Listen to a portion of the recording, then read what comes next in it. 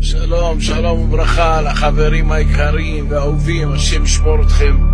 מה לא עושים בשביל להגיע לאיזה ציון של צדיק, סוף העולם, אבל בסדר.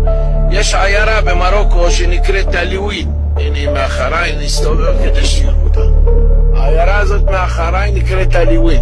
בעצם שמה זה הזעפרן המקורי, אבל זה לא כל כך מעניין אותי הזעפרן, מעניין אותי פה מאחריי. הציון, כמו שאתם רואים באופק מאחריי, זה הציון של בבא יהודה וראובן, זכר צדיק ויזמן, זכר צדיק וקדוש לברכה. אני מגיע לפה, אני צריך לעבור את המקפצה הזאת, גם זה חלק מהחוויה. בעזרת השם אני ממתין שיביאו את המפתח מאיכינובו. איכינובו זה בערך איזה 6-7 קילומטר מכאן. היו שם הרבה משפחות של יהודים גרו פה באזור הזה. טוב, בעזרת השם בשם השם נעשה ונצליח. תודה לכולם.